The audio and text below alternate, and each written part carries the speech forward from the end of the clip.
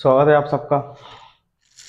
तो अपना आईटीआई का तीसरा चैप्टर चल रहा था फर्स्ट ईयर का, विद्युत कार्य के सामान्य औजार। आज जो अपन इसमें चौथा पार्ट है वो कवर करेंगे। चौथे पार्ट में अपन सबसे पहले पढ़ेंगे टेस्ट लैंप और रॉल प्लग टूल के बारे में पढ़ेंगे। तो टेस्ट लैंप क्या होता है? ये जो टेस्ट लैंप है इसमें ये क्या है, ये तार लगे हुए हैं, ये होल्डर लगा हुआ है, ये बल्ब लगा हुआ है यहाँ पर, और ये रॉल प्लग टूल है, ये टूल होल्डर है, ये टूल बिट है। तो आप लोग एक काम कीजिए, कर लिया करो कि ये चित्र जो है बनाने से पहले आप इसको रफ कॉपी में बनाया करो। रफ कॉपी में बनाने के बाद में इसको जब फिर में नोट्स बनाया करो तो उस पर सीज पेंसिल की सहायता से बनाया करो, जैसे कि गलत हो जाए तो उसको मिटा के दोबारा से बनाया जा सके। तो शॉर्ट सर्किट के परीक्षण के लिए, शॉर्ट सर्किट को टेस्ट करने के लिए इस टेस्ट लैंप का प्रयोग किया करना चाहिए। मान के चलो कोई सर्किट है, उसमें शॉर्ट सर्किट परिपथ के अंदर है, परिपथ के अंदर या शॉर्ट सर्किट के अंदर परीक्षण करने के लिए जैसे कमरे के अंदर लाइट फिटिंग है, ये कमरा है, कमरे के अंदर लाइट फिटिंग है, या मान के चलो आपने कहीं दो सप्लाई के तार लेके आए अपने मोटर के लिए खेत से ले, पावर हाउस से, ट्रांसफार्मर से लेकर, तो बीच में कहीं से लाइट नहीं आ रही है। कहने का मतलब ये है कि टेस्टर की तरह इसका इस्तेमाल किया जाता है। इसमें क्या है, एक बल्ब ले लेते हैं और बल्ब में होल्डर लगा लेते हैं और दो वायर ले लेते हैं। अगर वो जहाँ उसको टच कराएंगे इनके दो वायरों को और इधर बल्ब जल जाएगा तो समझ लेना कि इसमें सर्किट के अंदर लाइट आ रही है, और वायर नहीं, उसमें बल्ब नहीं जला तो समझ लेना कि उसके अंदर लाइट नहीं आ रही है। बल्ब जल जाए तो समझ लो लाइट आ रही है। तो वही है इसका जो इसका उपयोग किया जाता है एसी सर्किट में। एसी सर्किट में शॉर्ट सर्किट का परीक्षण करने के लिए किया जाता है। ये जो एसी परिपथ होते हैं, परिपथ जहाँ एसी सप्लाई जाती है, एसी सप्लाई कहाँ जाती है, अपने कुएं पे मोटर वगैरह चल रही है, वहां से जो ट्रांसफार्मर से लेकर डीपी बोलते हैं इसको, वहां से लेकर अपने खेत तक लाइट के लिए तार डले, बीच में मोटर नहीं चल रही, इधर तार लगे हुए हैं, तो एक लैंप बल्ब ले लेते हैं और बल्ब में एक होल्डर लगा लेते हैं और तार लगा लेते हैं, डोरी बोलते हैं जिसको, और यहाँ पर टच करते हैं तो बल्ब जल जाता है। तो समझ लेता है कि यहाँ पर चेक किया तो इधर से यहाँ तक तो लाइट आ रही है, लेकिन फिर यहाँ चेक किया, यहाँ लाइट है, फिर यहाँ चेक किया कि जैसे मान के चलो यहाँ से कहीं से अंदर से डोरी शॉर्ट है तो लाइट नहीं आ रही है, तो उसमें इसका उपयोग किया जाता है। कहने का मतलब यह है कि किसी एसी परिपथ में शॉर्ट सर्किट के परीक्षण के लिए इस लैंप का, टेस्ट लैंप का प्रयोग किया जाता है। ये चीज क्लियर हो गई। अब इसके बाद में आता है कि इसमें किस किस चीज की आवश्यकता होती है। इसमें अपन है क्या है कि दो इंसुलेटेड वायर की आवश्यकता होती है, इंसुलेटेड वायर, जो कि ये लगे हुए हैं वायर। दूसरी चीज क्या होती है, बल्ब की जरूरत होती है, एक बल्ब। बल्ब कितने का? 60 वाट का। पूछते हैं पेपर में, पूछा जाएगा कि जो टेस्ट लैंप में जो बल्ब यूज किया जाता है वो कितने वाट का होना चाहिए, तो 60 वाट का होता है। और तीसरी क्या है, एक होल्डर की आवश्यकता होती है जिसमें बल्ब को लगाया जा सके। एक होल्डर की आवश्यकता होती है जिससे कि बल्ब को लगाया जा सके। और ये भी पूछता है कि इसका उपयोग कितने वोल्टेज से ज्यादा पर नहीं करना चाहिए। तो चौथी चीज आपको ये ध्यान रखना है कि 250 वोल्टेज से अधिक सप्लाई पर इसका उपयोग नहीं करना चाहिए। तो ये टेस्ट लैंप में इंपोर्टेंट चीज है। आपको एग्जाम में इस तरीके से क्वेश्चन आप पूछेगा कि टेस्ट लैंप के अंदर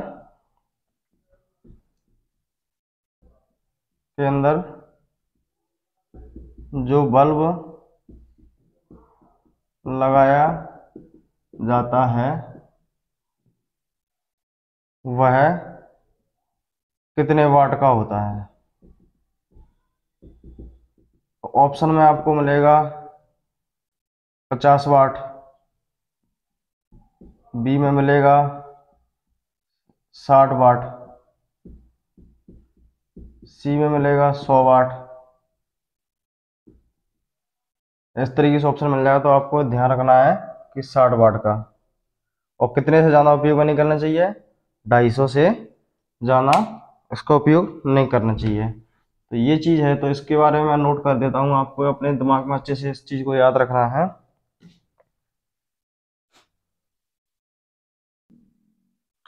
तो ये जो मैंने लिख दिया है कि इसका प्रयोग एसी परिपथ में शॉर्ट सर्किट की जांच के लिए किया जाता है। एसी परिपथ वही चीज़ होती है कि जैसे मकान के अंदर लाइट फिटिंग है, या अपन ने खेत से लेके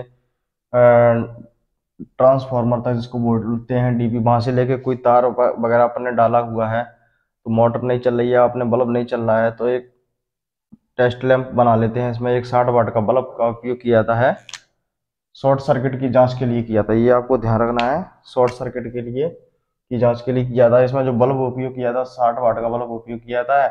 2 इंसुलेशन के वायर होते हैं, एक होल्डर होता है, एक टेस्ट लैंप होता है। 250 वोल्टेज से अधिक के वोल्टेज पर इसका उपयोग नहीं करना चाहिए। अब आता है roll plug tool. Roll plug tool क्या है, ये जो होता है पत्थर की दीवार में छेद करने के काम आता है। जब अपन कमरे के अंदर मान के चलो कोई लाइट फिटिंग कर रहे हैं, तो दीवार में पिलर वगैरह आ गया, पत्थर आ गया, तो उसकी दीवार में छेद करने के काम में आता है। इसमें क्या करा, इसकी सहायता से इसमें छेद कर देते हैं दीवार में। एक पीवीसी की इसमें दीवार में छेद करने के बाद में छेद हो गया, फिर एक पीवीसी की प्लग को उसमें फंसा देते हैं तो उसके काम में आता है। पूछता है कि इसकी जो टूल बिट होती है वो काय की बनी होती है, तो वो जो टूल बिट होती है वो हाई कार्बन स्टील की बत्ती बनी होती है। इसका होल्डर जो होता है वो माइल्ड स्टील का बना होता है। ये चीज़ आपको ध्यान रखना है। तो मैं लिख देता हूँ इसमें,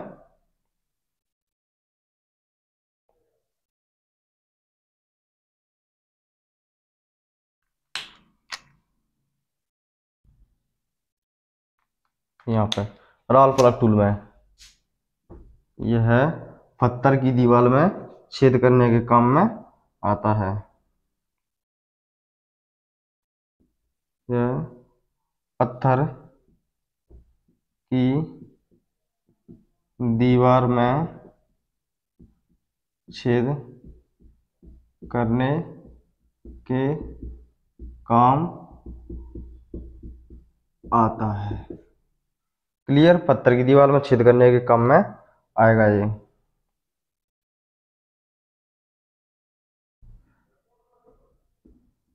तथा मतलब वायरिंग करते समय रोल प्लग टूल की सहायता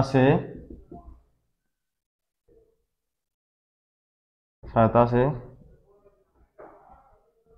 दीवार में छेद करके पीवीसी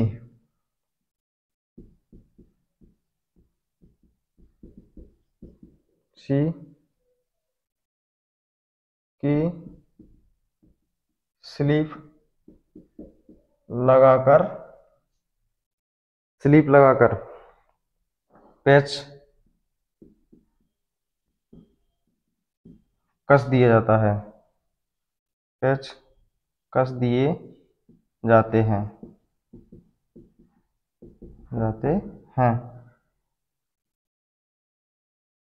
इसका जो होल्डर जो माइल्ड स्टील का बना होता है, माइल्ड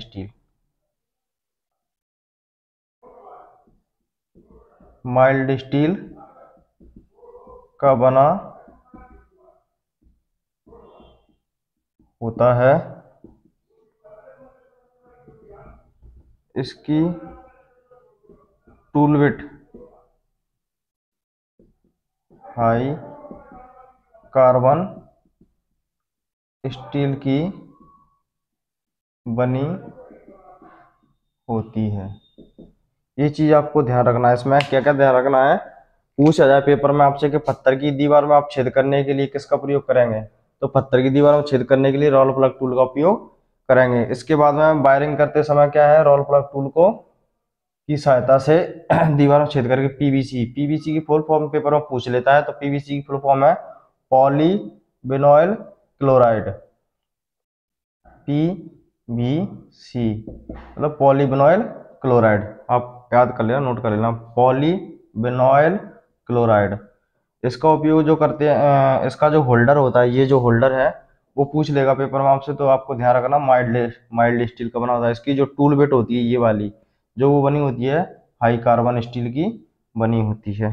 ये चीज आपको अच्छे से इसके अंदर ध्यान रखना है। अब अगला जो औजार है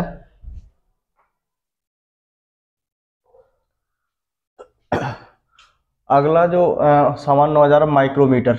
इसको क्या बोलते हैं, माइक्रोमीटर। माइक्रोमीटर का ये आपके सामने चित्र मैंने बना दिया है। इस चित्र को आप पहले रफ कॉपी पे बनाना, फिर फेयर कॉपी पे सीज पेंसिल रबर कटर की सहायता से इसको बनाना। इसमें क्या है, इसको बोलते हैं, ये जो दिख रहा है इसको बोला जाता है मापक सरफेस, और ये जो हिस्सा है इसको बोलते हैं एनिवल, और इसको बोलते हैं स्पिंडल, और इसको बोलते हैं लॉकिंग स्क्रू। और यहाँ पर जो ये दर्शाया गया है ये थिम्बल स्केल है, और ये जो दर्शाया गया है ये मुख्य स्केल है। ये जो पॉइंट है यहाँ पर ये बैरल या स्लीव है, और इसको बोलते हैं थिम्बल, और इसको बोलते हैं रिचर्ड रिचर्ड स्टॉप बोलते हैं इसको। तो इसका क्या काम रहता है कि तार का व्यास मापा जाता है। तार का व्यास मतलब जे कोई तार है, एक जो मोटा तार है इस तरीके से, मतलब मान के चलो कोई केबल का मोटा तार है, एक जो इससे कम मोटा तार है, एक जो पतला तार है, और एक बिल्कुल पतला है। तो इसके अंदर क्या करते हैं, किसी भी तार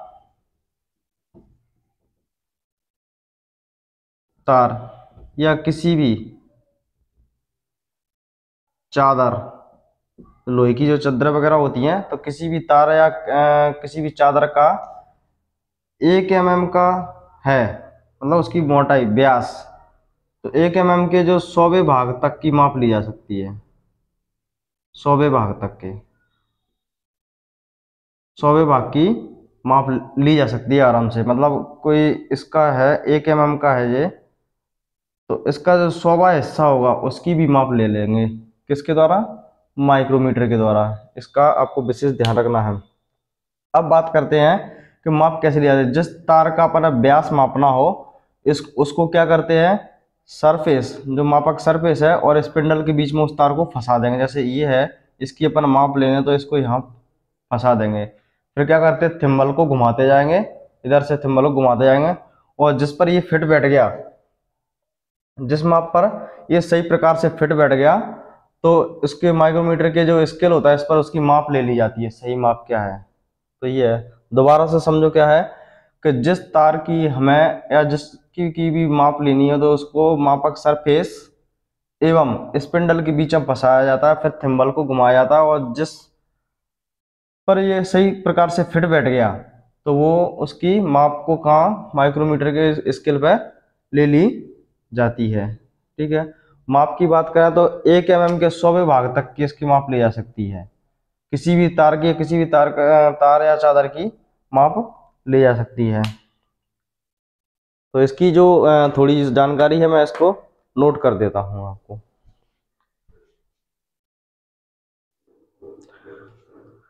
तो इसकी जो जानकारी है मैं नोट कर दी है कि माइक्रोमीटर द्वारा तारों का क्या करते हैं, व्यास मापते हैं। तो आपसे पेपर में पूछा जाएगा कि माइक्रोमीटर का जो उपयोग किया था क्या में किया जाता है, तो तारों के व्यास मापने में किया जाता है।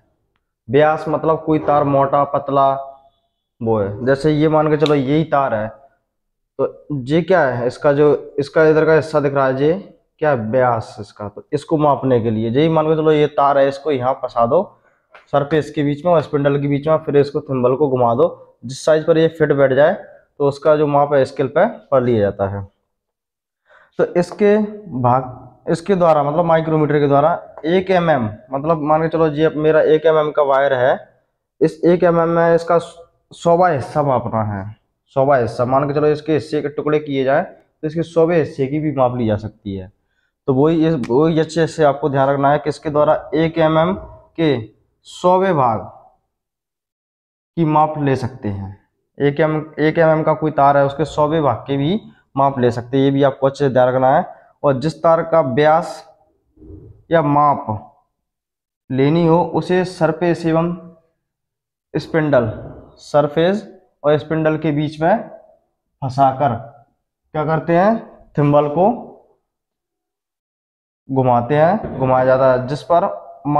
जिस माप पर तार सही प्रकार से फिट हो जाता है उस माप को माइक्रोमीटर की स्केल पर पढ़ लिया जाता है। यहाँ पढ़ लिया जाता है स्केल पर।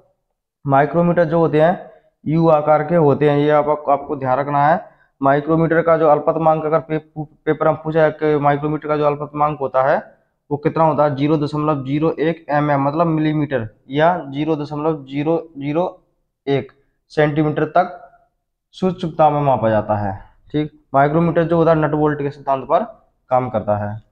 तो ये जो जानकारी है इसको आप अच्छे से नोट कर लेना और इसके बारे में अच्छे से याद कर लेना, एक का क्वेश्चन बन जाता है इसमें से, माइक्रोमीटर में से। अब आता है वायर गेज।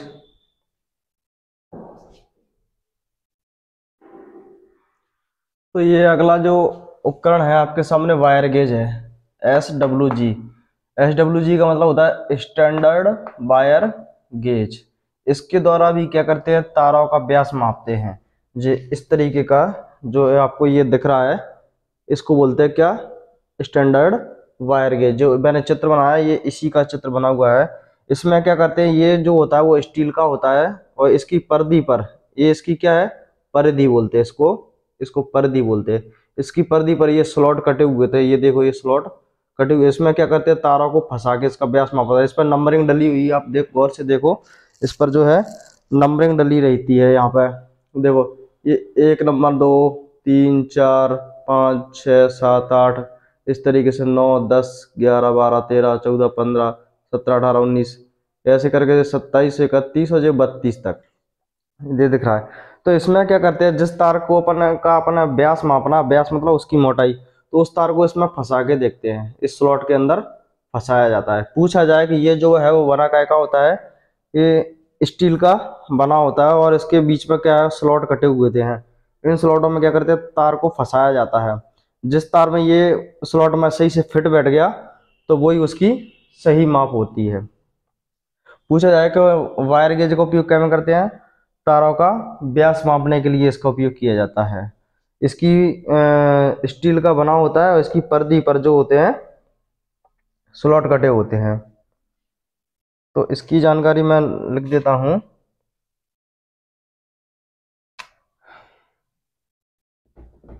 कि इसके द्वारा तारों का व्यास मापा जाता है। इसके द्वारा तारों का व्यास मापा जाता है। इसके द्वारा तारों का व्यास मापा जाता है। यह स्टील की पतली शीट से बना होता है। यह स्टील की पतली शीट से बना होता है,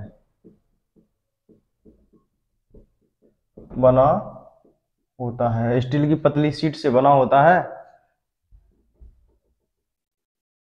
इसकी परिधि पर स्लॉट कटे होते हैं जिनमें जिसके परिधि पर स्लॉट कटे होते हैं जिसमें तार को फंसाया जाता है। जिस स्लॉट में तार सही से फंस जाए वो उसकी माप होती है। जिस स्लॉट में तार सही से फंस जाए वो उसकी माप होती है।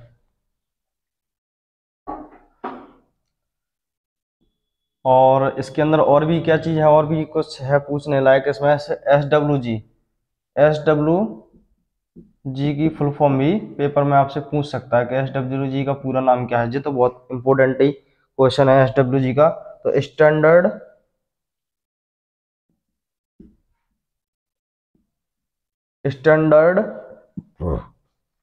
Wire gauge.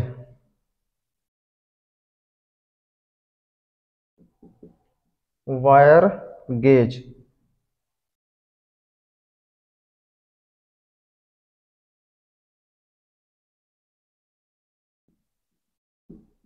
Standard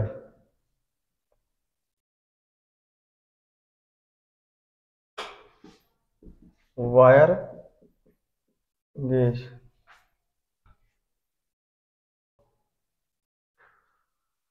standard wire gauge, ये आपको ध्यान रखना है। इसका पूरा नाम क्या है? Standard wire gauge. तो एस डब्ल्यू जी मतलब स्टैंडर्ड वायर गेज भी इसको बोला जाता है।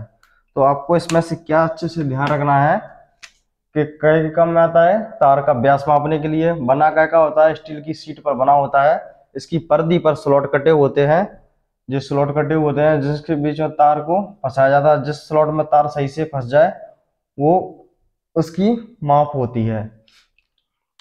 अब एक चीज और है इसमें, एक चीज काफी बहुत इंपॉर्टेंट तरीके से पूछी जाती है कि इसमें जो एस डब्ल्यू जी होता है वो उसका नंबर होता है। जिस स्लॉट पे अपन ने तार को फंसाया वो उसी पे आ गया तो वो, जैसे मान के चलो इसमें जो स्लॉट दर्शाए गए हैं, ध्यान से देखना, इसमें बारीकी से स्लॉट देखना।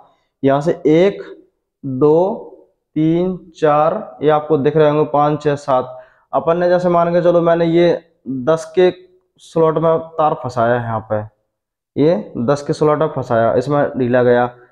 फिर मैंने क्या किया, इसको यहाँ पे 20 में फंसाया, इस 20 वाले में इसको फंसाया तो इसमें वायर ठीक से चला गया।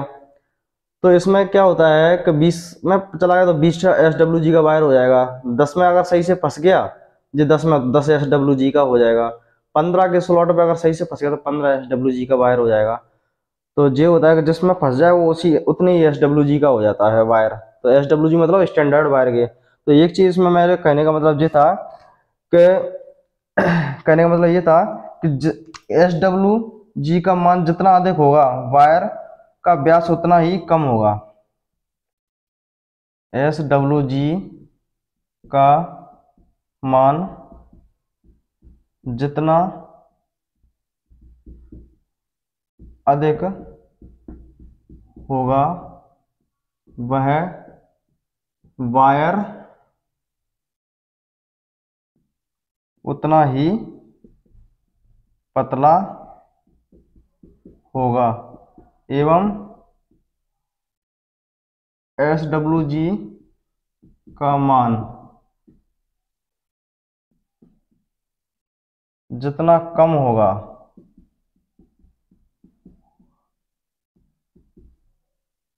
तार का व्यास उतना ही ज्यादा होगा। उतना तार का व्यास, एस डब्ल्यू जी का मान जितना अधिक होगा वह उतना ही पतला तार होगा और एस डब्ल्यू जी का मान जितना कम होगा वह तार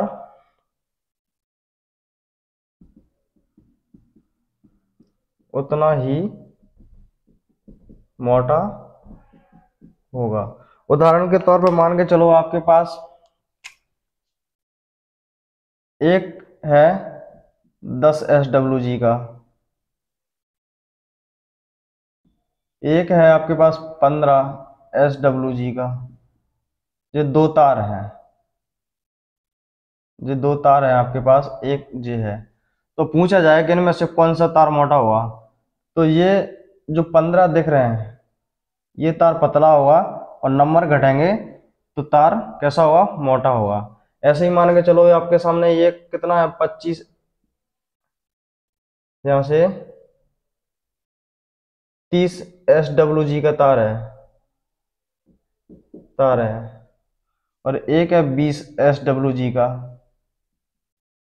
अब पूछे कौन सा तार मोटा है कौन सा तार पतला, तो नंबर जितने अधिक होंगे तार उतना ही जे कैसा हो जाएगा, पतला, और जे कैसा हो जाएगा, थोड़ा मोटा हो जाएगा। मतलब नंबर बढ़ेंगे, SWG का मान जितना अधिक होगा वह तार पतला होता जाएगा, जे मान जितने बढ़ते जाएंगे वो तार अपना पतला होता जाएगा, और नंबर घटते जाएंगे तो तार मोटा होता जाएगा। तो ये आपको इसमें से अच्छे से ध्यान रखना है।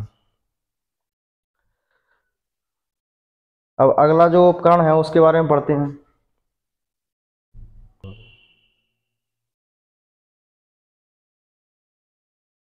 तो आपके सामने ये दो चित्र दिख रहे हैं।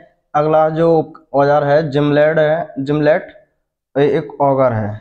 तो जिमलेट ये क्या काम आता है, ये भी लकड़ी में छेद करने के काम आता है, और औगर भी लकड़ी में छेद करने के काम आता है। इसका जो आगे का हिस्सा है इसमें चूड़ियाँ कसी होती है जो लोहे का बना होता है, ये भी क्या लोहे का बना होता है। फर्क इतना, जिमलेट के द्वारा क्या कहते हैं, मोटी लकड़ी में छेद करते हैं, और इसके द्वारा भी लकड़ी में छेद किया जाता है। औगर के द्वारा क्या करते हैं, मोटी लकड़ी में छेद किया जाता है। इसके द्वारा कोई मोटी लकड़ी है उसमें छेद करना है, इसमें इसके द्वारा पतली लकड़ी में छेद करना जाता है, छेद किया जाता है। तो इसका तो थोड़ा सा आपको एक चीज़ और ध्यान रखना होगा, इसका जो है इसको बोलते हैं हैंडल। आप रफ कॉपी में पहले ऐसे वो बनाना, चित्र बनाना प्रेसिस पेंसिल की सहायता से बनाना। और इसको बोलते हैं फ्लूट, ये जो होता है इसको क्या बोलते हैं, फ्लूट बोलते हैं इसको। और इसको बोलते हैं फीड स्क्रू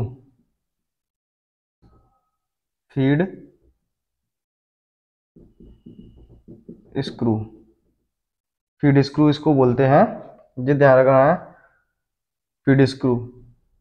तो इसके अंदर आपको ये चित्र बना हुआ मिलेगा पेपर में, आपको पहचानना पड़ेगा कि दिए गए चित्र का नाम क्या। तो आपको ध्यान रखना है, जिमलेट बोला जाता है इसको। यहाँ पर इस तरीके से मिल जाएगा, जहाँ एक्स दर्शाएगा, दिए गए चित्र में एक्स दर्शाए गए भाग का नाम क्या है। यहाँ एक्स बना हुआ ऑप्शन मिलेगा, फीड स्क्रू, फ्लूट, हैंडल। तो आपको ध्यान रखना पड़ेगा कि क्या नाम है इसका।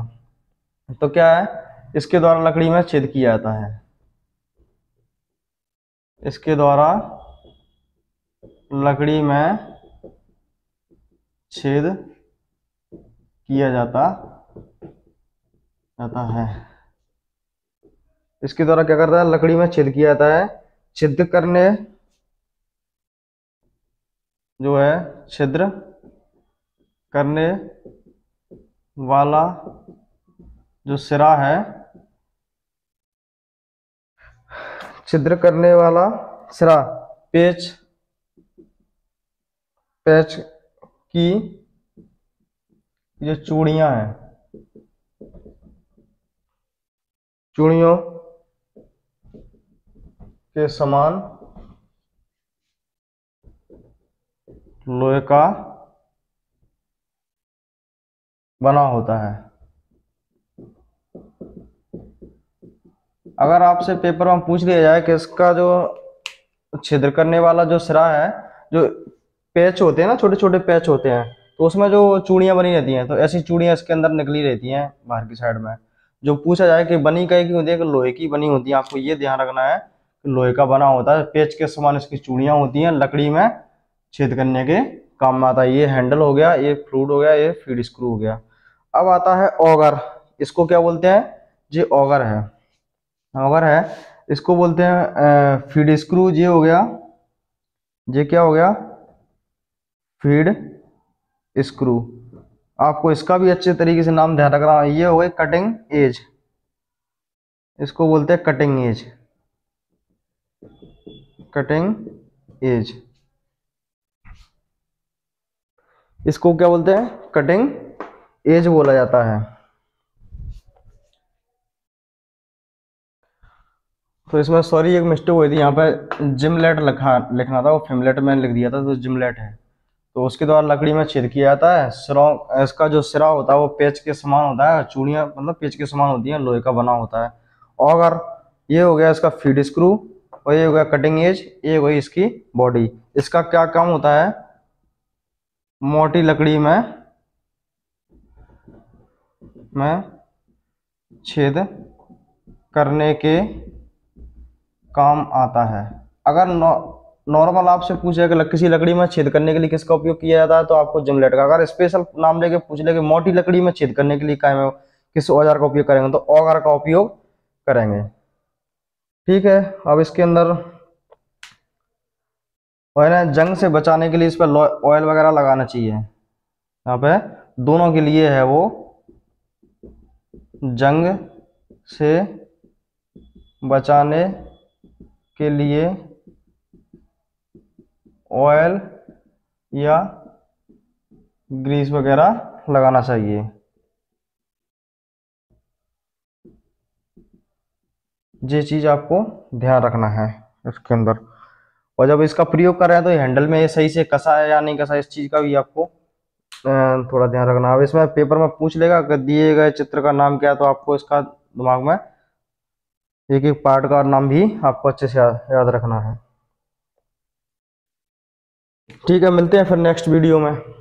तब तक के लिए जय हिंद, जय भारत। और जो नए स्टूडेंट है वो चैनल को सब्सक्राइब जरूर कर लें, जिससे कि वीडियो का नोटिफिकेशन मिलता रहेगा। ठीक, जय हिंद, जय भारत।